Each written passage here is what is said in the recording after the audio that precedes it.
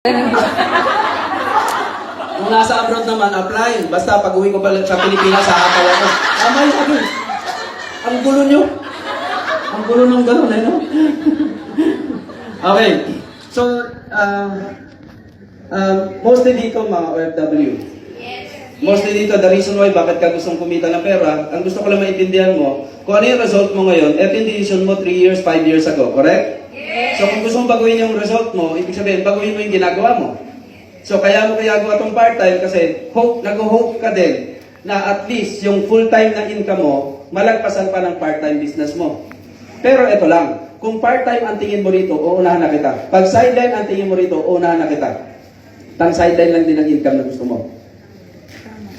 Nakuha niyo? Yes! So, decision nyo pa rin. Lalo na especially dito, sobrang ganda ng market dito. Nakita ko kanina yung counter, yung mga daming mga empleyado na dito na nag-work na 6 years, 10 years na alam mo yun, na ang sarap din ma-imagine na pagka nakikita ko nga sila, what if makita nila aim, no? What if ma-appreciate nila aim? Yung tipong, yung tipong taong may skill, pero gustong maka-experience ng magandang buhay, exposed sa first world country. Nakuha niyo? Yung tipong, masarap maging turista. Sino rito maging gustong tourist? Pupunta ng iba't ibang bansa, hindi lang Taiwan, pero turista. Ikaw naman inaasikaso. Nakawa? Masarap yun.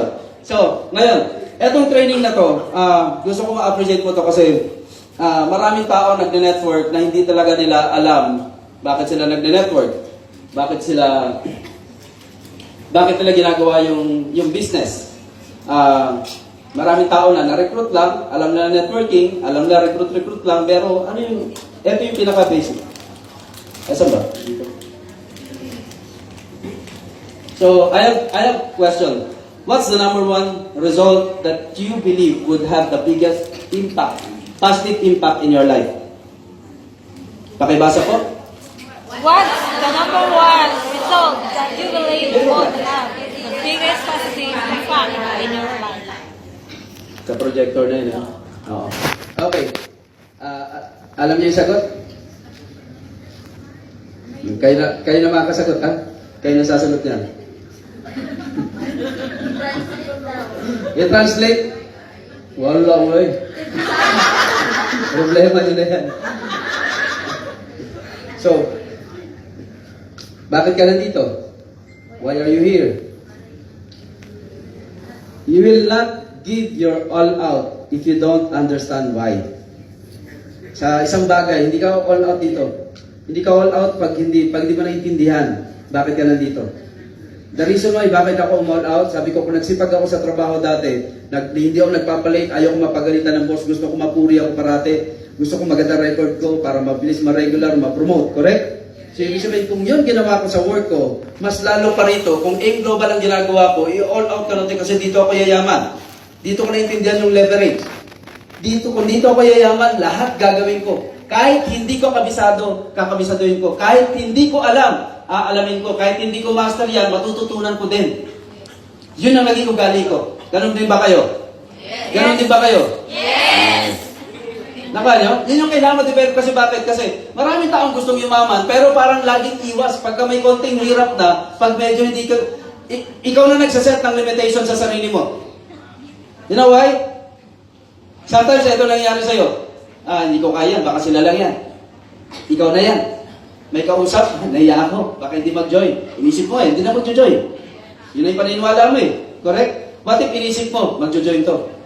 Mag-join to, correct? Yes. Nakuha nyo? Yes. So, tayo lang din nagsaset ng limitation sa sarili natin. So sabi ko, walang nag-umpisa agad na magaling. Lahat ng bagay na natututunan. Naniniwala kayo doon? Yes! Naniniwala kayo doon? Yes! Parang nung bago ka sa trabaho or first time mo mag-travel, mag-abroad, or magtrabaho, or mag-amuhan. Nakuha nyo? Anong feeling? Kinakabahan ka, ganito, pero kabisado mo na yung trabaho mo, wala na, sisiw na sa'yo. Kasi bakit? Para paulit-ulit mo nang ginagawa. Ganun din sa global. Sa umpisa, hindi mo agad kabisado, hindi ka agad master. Pero sa umpisa lang yun. Pero pag lagi mo siya ginagawa, hanggang masasanay ka. At pag nasanay ka, parati mo ulitin mo lang, ibig sabihin, diyan ka gagaling. Nakaya nyo? Kaya kung feeling mo ikaw yun, nagagaling ka soon, Palakpakan mo sarili mo.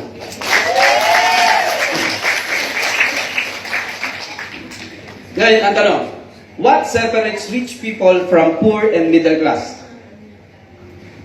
Anong nakapag-separate siya? Alam mo sagot?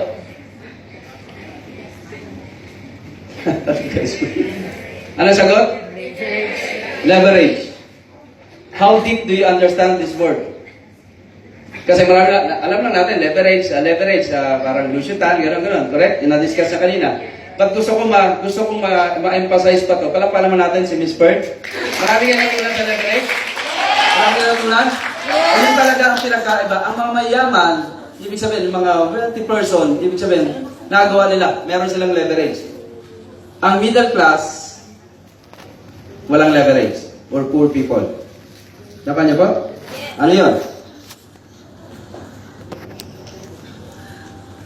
How deep do you understand this word? Ngayon, getting deeper. 5 forms of leverage. Remember this. Napaka-importante nito. Say leverage. Leverage. Say leverage, parang sa lever, konting galaw mo lang, marami na apektuhan. Pagpaparami. Correct? Yes. Parang yung mga, ang tawag doon? Mga lifter, di ba? Ganun siya. 5 forms of leverage. Number 1. Ang mga mayaman, they use leverage. Number 1, they use other people's time. Ano tong using other people's time? Parang ito, halimbawa, kaysa ako pa maglinis ng bahay, maghahanap lang ako tulong. Maghahanap lang ako na helper. Kasambahay. Kaysa ako pa magluto, sayang pa, mamaliki pa ako. So, time consuming na yun. So, ile-leverage ko yung gagawin ko sa ibang tao para ma-leverage ko. Kaysa ako pa pumunta ng bangko, maghahanap ako ng tao, assistant ko. May runner ako. Nakuha niyo? Sabihin, using other people's time, nag-hire ka ng tao para, parang ikaw, nileverage ka. Kung ano man yung trabaho mo, nileverage ka ng amo mo. Kasi marami pa siyang gagawin at ma-maximize na pa yung oras niya. Nakuha niyo? Yes. Simple explanation, correct? Yes. So, the more na, halimbawa, yung katulad niyan, sinabi ni Pearl kanina, kay Luciutan, ilan ang empleyado niya? 40,000 employees na nagtatrabaho ng 8 hours sa loob ng isang araw. So, meron siyang 320,000 hours kung meron siyang 40,000 employees. So, Luciutan using other people's time. Nakuha niyo? Yes. Ngayon, anong sekreto number 1? Using other people's time. Pangalawa, using other people's money. Lahat ng mga big time, ng mga wealthy person, sabihin, they use other people's money. Lahat ng expansion nila, let's say for example, pamilya kayo sa Jollibee. Yes. Si Jollibee lumalaki, pero gumagamit siya ng pera ng tao. Franchising, right? Yes. So, pag may franchise fee, nag-expand sila, pero pera ng ibang tao ang ginagamit. Yes. Ito pa maganda. Hindi na sila naglabas ng pera, meron pa silang royalty. Nag-gets mo? Yes. Maganda ba yung concept na yun? Yes. Di ba? Maganda idea? Yes. Pero sila lang ang nakakagawa. Just like McDonald's, just like mga hotel. Nakuha niyo? Nag-e-expand, ulitin ko ulit, nag-e-expand sila, pero pera ng ibang tao ang ginagamit. Okay din naman pala yun. Ang nakakagawa lang, yung mga mayayaman. Number 3, using other people's skills or knowledge. Ano itong mga to? Halimbawa, yung negosyante, may naisip na negosyo, restaurant. I-hire niya yung magaling na chef. Or minsan, ipapirate niya yung iba. Mag-hire siya ng maraming manager. Mag-hire siya ng magaling na IT. Sa lahat ng concept may magpapatakbo. May magaling siya na HR. Nag-gets mo? Yes. So, yung mga gagaling, yung mga negosyante, hinahire, binabayaran para patakbuhin yung negosyo. Nakuha niyo? Yes. Si Henry C.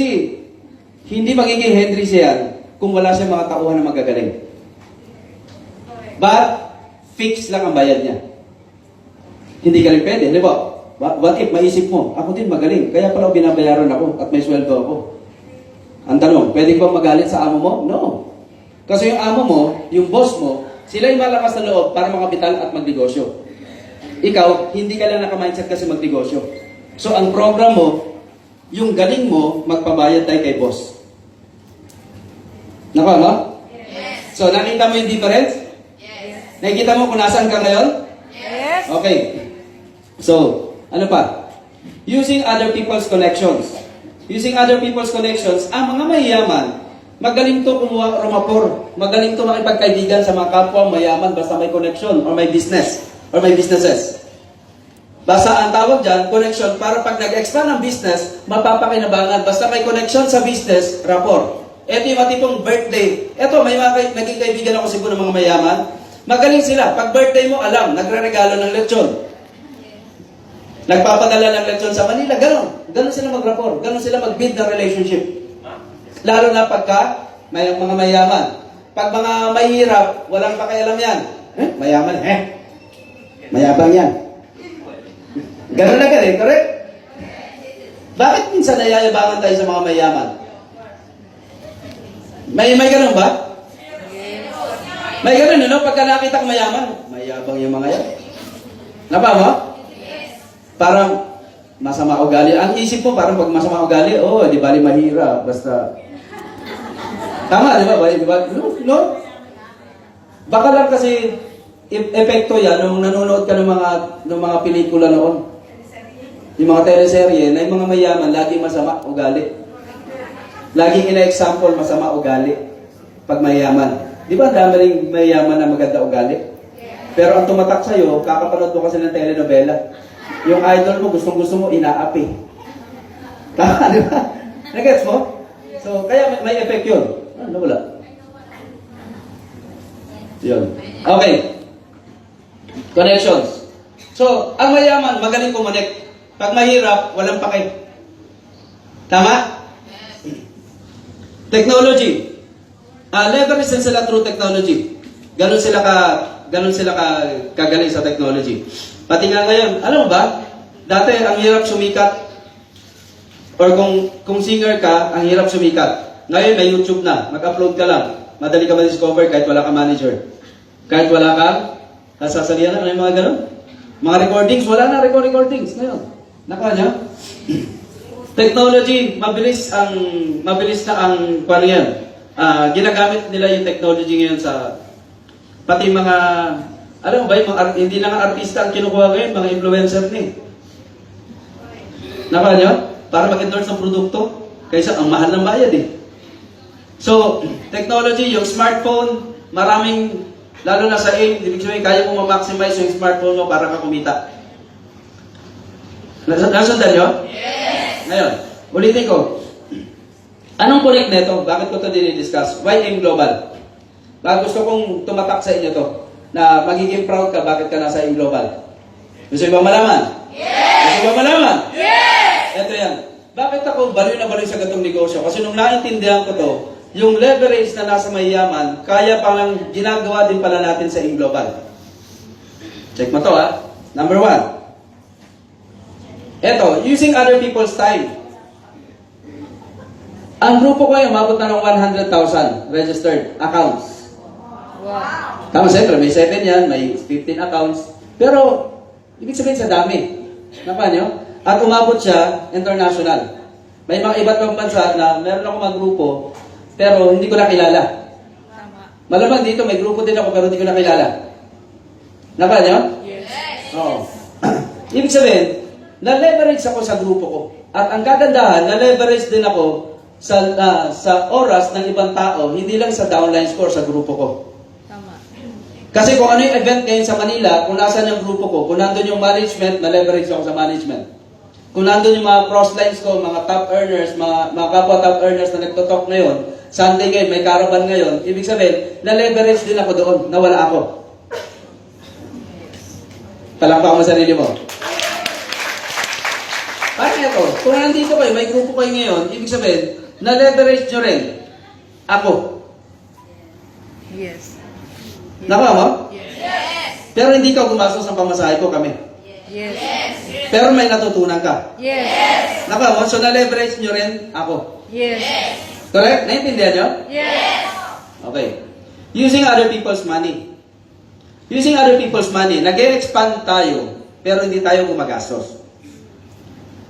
Ibig sabihin, yung sales ko, hindi ako naglalabas nun. Pag sumali ka, nabentahan ka ng konsepto, nabentahan, nagustuhan mo sa AIM Global, bumili ka ng package, naka mo, nag-expand ang business ko, pero hindi ako gumagastos. Just like what happened sa Jollibee, sa McDonald's.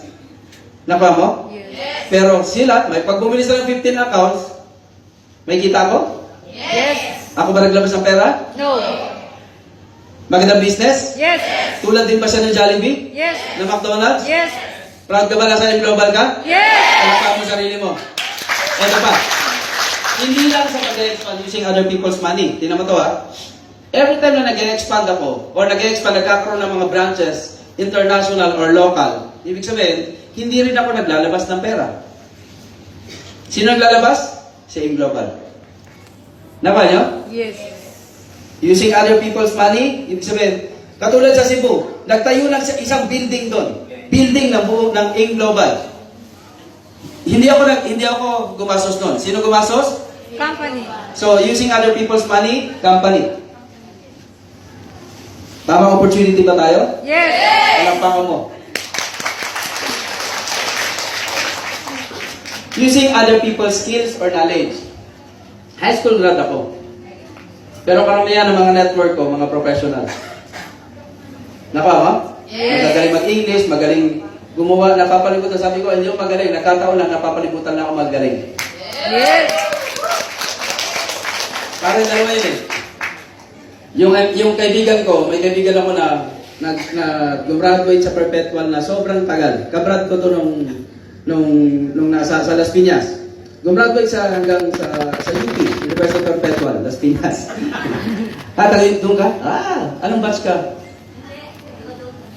Las Piñas. Saan sa Las Piñas?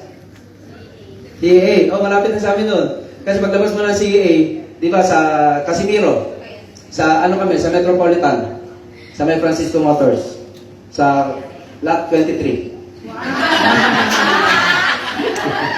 Doon ako natira. Alam mo yung kanto na yung Casimiro na yan?